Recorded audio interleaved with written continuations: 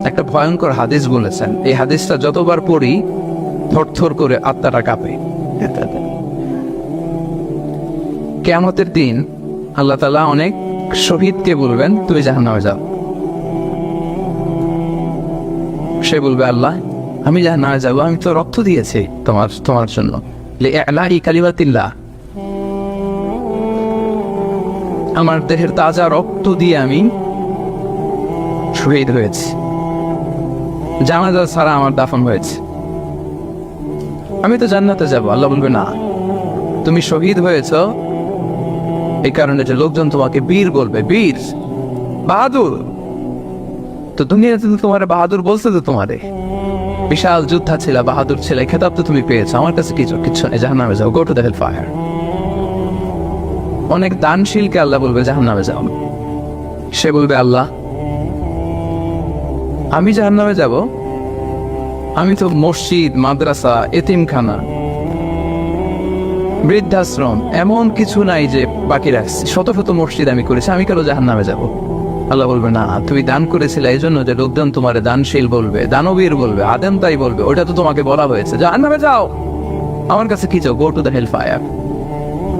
সেদিন আল্লাহ তাআলা অনেক আলেমকে ডাকবেন, অনেক দাঈদেরকে ডাকবেন, অনেক দুআত ইলাল্লাহদের তিনি ডাকবেন। Because of Allah, you never know, but we know, and then we know. সেদিন অনেক দুআত ইলাল্লাহদেরকে ডেকে আল্লাহ বলবেন যে তুমিও জাহান্নামে যাবে। সে বলবে, আল্লাহ কেন? আমি মানুষকে কোরআন শিখিয়েছি, আমি মানুষকে হাদিস শিখিয়েছি, আমার কথা শুনে অনেক নামাজ পড়েছে, আমার কথা শুনে অনেকে দাড়ি রেখেছে, আগে সুদ খেত, আমার কথা শুনে সুদ বন্ধ করেছে, আমার কথা শুনে তো আল্লাহ এরা নামাজি হয়ে গিয়েছে। দ্য এন্টায়ার সোসাইটি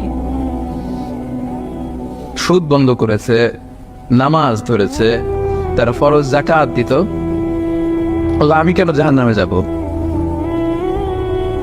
তাহলে বলবেন, তুমি এই দাওয়াতি কাজ করেছো, লোকজন তোমাকে বড় আলেম বলবে, লোকজন তোমাকে বড় সেলিব্রিটি বলবে, লোকজন তোমার নামে তাকবীর দেবে, তোমাকে বড় আলেম বলবে, বড় দাঈ বলবে। এটা তো বলা হতো তোমাকে দুনিয়াতে, আল্লাহ না বলে ডাকা হতো তোমাকে, বাহারুল উলুম বলা হতো তোমাকে, জ্ঞানের সাগর, অনেক বড় দাঈ, অনেক বড় সেলিব্রিটি তোমাকে বলা হতো এই দুনিয়াতে। তো যা চেয়েছো তা তো পেয়েছো, আমার কাছে কি চাও?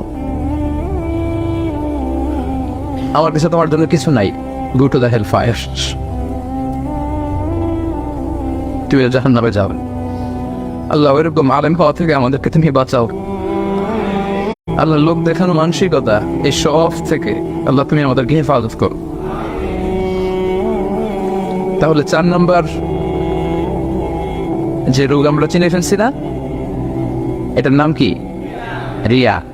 নামাজ পড়তেছি, মানুষ আমার বড় মুসল্লি বলে, হজ করে আসছি যেন আমার নামের আগে আলহাজ লাগায়,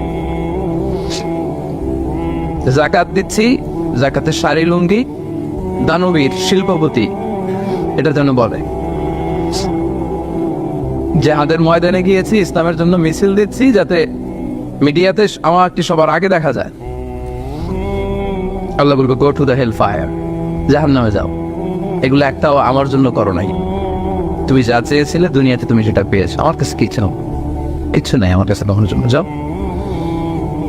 রিয়া মানে লোক দেখানো মানসিকতা, শো অফ মেন্টালিটি, এটা নাই কারণ।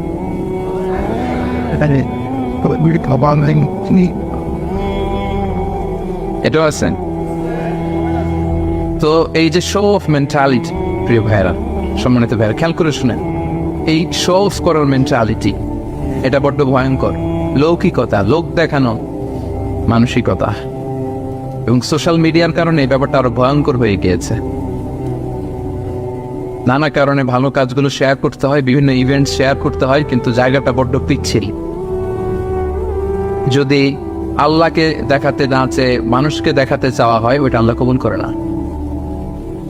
এটা ভয়ঙ্কর। সুনানে ইবনে মাজার হাদিস, সাহাবারা দাজ্জালকে নিয়ে ভয় পাচ্ছিলেন, দাজ্জালের আলোচনা করতেছিলেন। রাসূল সাল্লাল্লাহু আলাইহি ওয়াসাল্লাম আসলেন, এসে বললেন, আমি কি তোমাদেরকে দাজ্জালের চাইতে বড় একটা ফিতনার কথা বলবো না? সাহাবারা বললেন, বলা ইয়া রাসূলুল্লাহ, বলেন। আল্লাহ রাসূল সাল্লাল্লাহু আলাইহি ওয়াসাল্লাম বললেন, সেটার নাম হচ্ছে আশিরক আল খাফি, গোপন শিরক।